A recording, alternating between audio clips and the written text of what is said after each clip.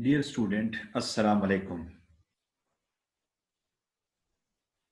Today, the topic of our discussion is IR theory and instrumentation.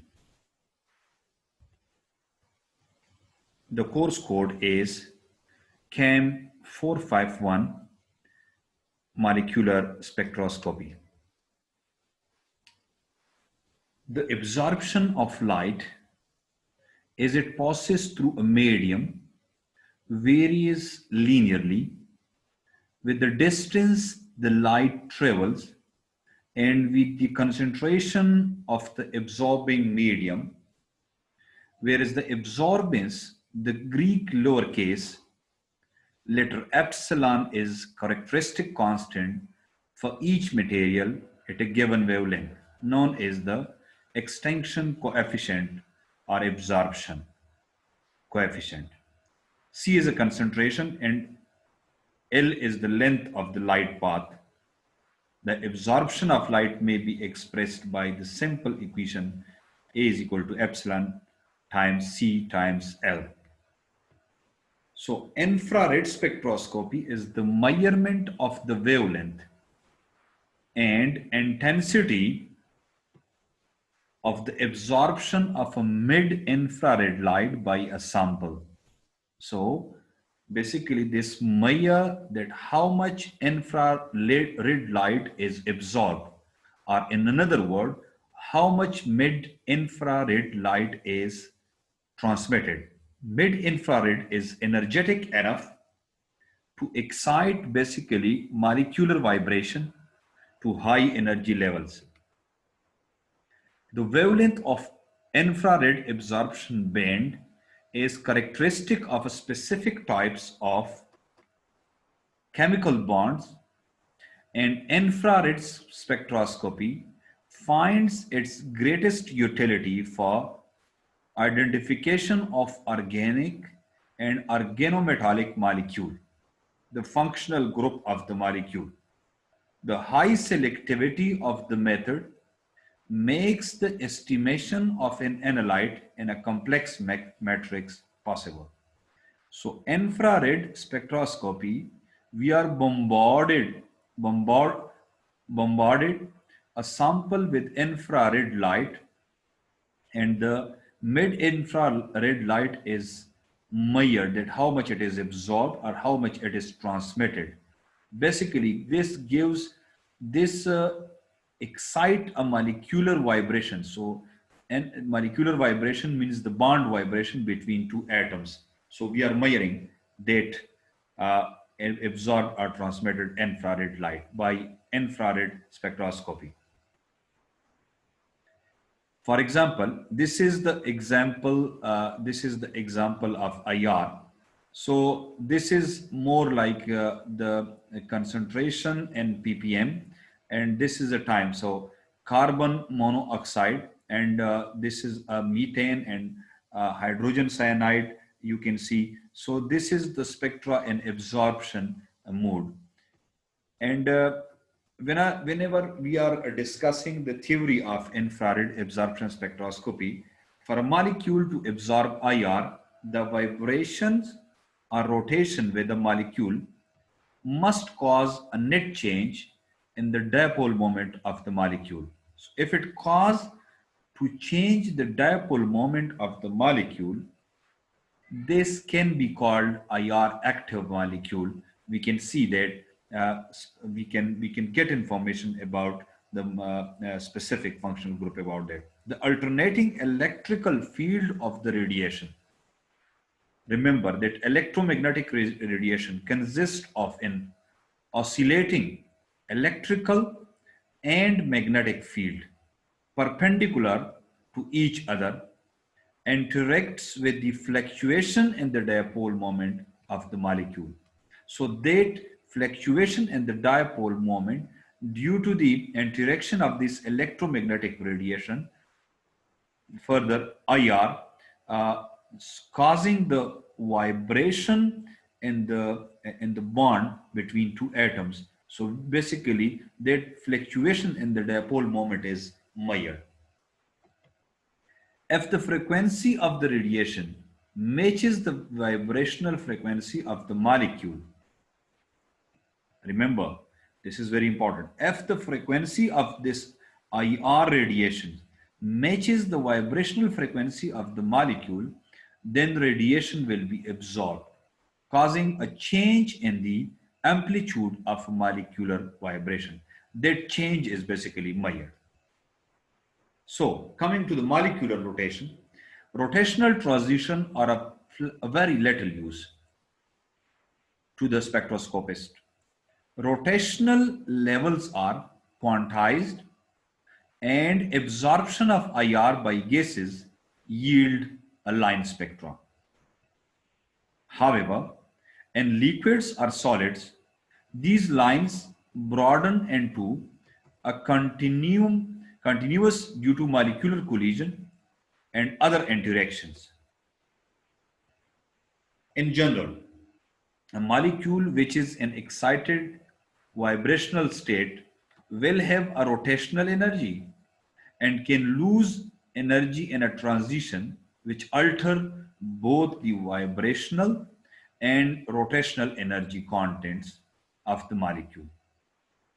So again, in general, a molecule which is in excited vibrational state will have a rotational energy and can lose energy in a transition which alter both the vibrational and rotational energy contents of the molecule.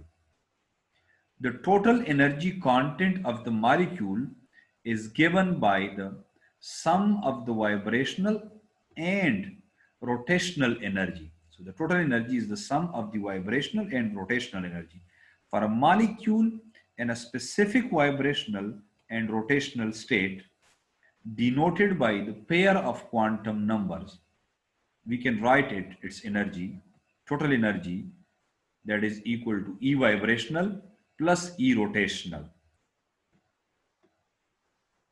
The energy of these three transition form a very distinctive pattern. If we consider the lower vibrational state to be in the initial state, then we can label the absorption line as follows. Transition for which this J quantum number decreases by A are called P branch transition. Those which increases by 1 are called R branch transition. And those which are unchanged are called Q branch. So transition for which this J quantum number decrease by 1 are called P branch transition. Those increase by 1 are called R branch transition. And those which are unchanged are called Q branch transitions. In order to predict equilibrium stable isotope fractionation, it is necessary to know the characteristic frequencies of the molecular vibration. Molecular vibrations are very important in order to predict equilibrium state isotopic fractionation. It is very necessary to know the characteristic frequency of a molecular vibration.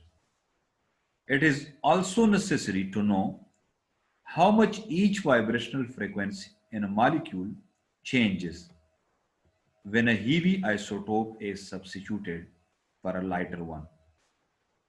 It is also necessary to know how much each vibrational frequency in a molecule changes when a heavy isotope is substituted for a lighter one. Vibrational frequencies for isotopically substituted molecule are not always known. So it is often necessary to use some type of force field model to predict them. Molecular vibrations are also important in understanding infrared absorption and the mechanism and kinetics of the chemical reactions. Frequencies are most commonly measured with infrared or Raman spectroscopy. Rotational vibrational spectroscopy, isotope substitutions, and many forms of Force field modeling are used to determine characteristic atomic motions. Coming to the vibrational motion, again subdivided into so-called normal modes of vibration, which rapidly increases with the number of atoms in the molecule. Each of these normal vibrational modes contributes to the average molar energy of the substance and is primary reason why heat capacities increases with the molecular complexity. If there are X vibration modes of vibrations, if there are modes of vibration, then the vibrational energy contribute to the average molar energy of the substance. These are shown different stretching and bending modes and the result of these IR radiation. So, suppose that this is a stretching. One atom stretch in this direction and one is this. This is more like squeezing. So this one and here. So if you consider these atoms, so might be same plane or in other plane. So these are different stretching and bending motion. This is stretching vibration. This is a symmetric stretching vibration. And this is the example of asymmetric stretching vibration. So when changing the plane. These are bending vibrations. This is rocking but in a plane. This is scissoring in a plane. And this is our out of plane wagging and this is out of plane twisting. Twist. Quantum treatment of vibration. Transition and vibrational energy level can be brought about by absorption of radiation, provided the energy of the radiation exactly matches the difference in energy levels between the vibrational quantum states, and provided also that the vibration causes fluctuation in dipole moment. Infrared measurement permits the evaluation of the force constant for various types of chemical bonds. So, by what we are actually measuring this changes in the dipole moment, this stretching, this vibration by infrared spectrophotometer. Infrared spectrophotometer is an instrument that passes infrared light through an organic molecule, your analyte, and produces a spectrum that contains a plot of the amount of light transmitted on the vertical axis against the wavelength of infrared radiation on the horizontal axis. In infrared spectra, the absorption peaks point downward because the vertical axis is the percentage transmittance of radiation through the sample.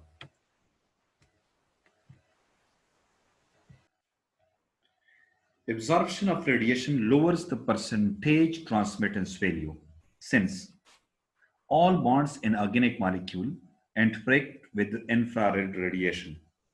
IR spectra provide a considerable amount of structural data.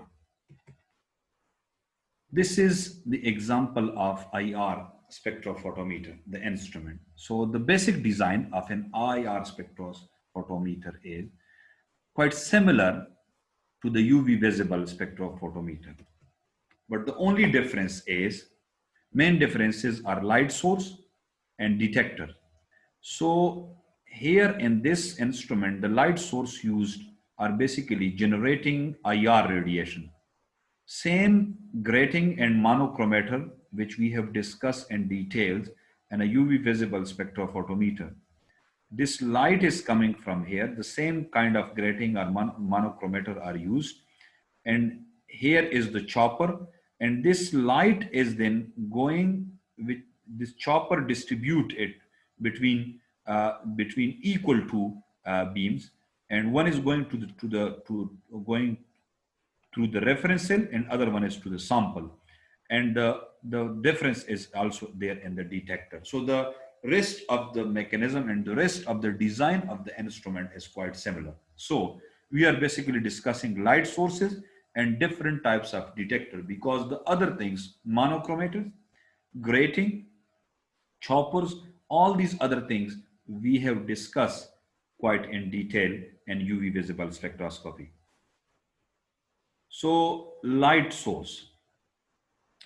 The first very basic requirement of the light source that it must produce IR radiation. Can't use glass, since glass absorb IR radiation. That's why in the light source of the IR spectrophotometer you can't use glass. There are several possible types of IR spectrophotometer.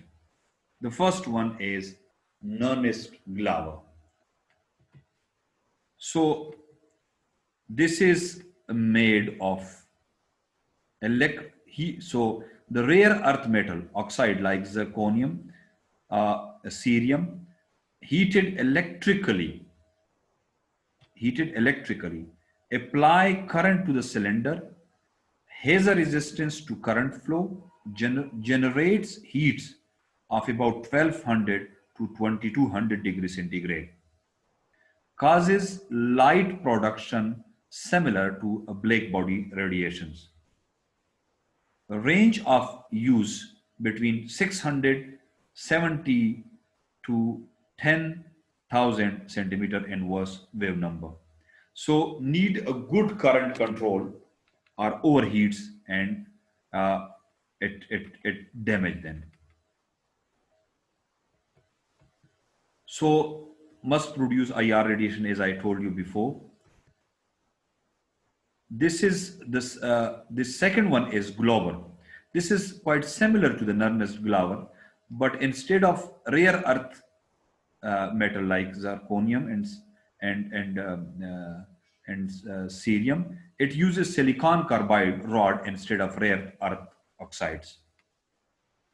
Similar usable range, that is 6700 to what we have mentioned in the last. So third one is incandescent wire source. This is tightly wound nichrome or rhodium wire that is electrically heated. Same principle apply is Nernst-Glauer, lower intensity than Nernst-Glauer or Glauber, but this is one here is having a longer lifetime. So instead of rare oxides like this one is having a nichrome or rhodium wire which is electrically heated. The rest of the principle is the same as Nernst-Glauer or Glauber, but the lifetime of this light source is quite longer. And the fourth one is carbon dioxide laser.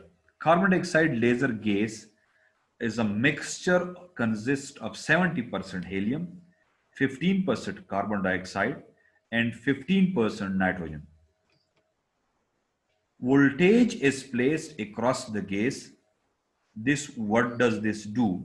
This exciting nitrogen to lowest vibrational level. The excited nitrogen populates the asymmetric vibrational states in the carbon dioxide through collision.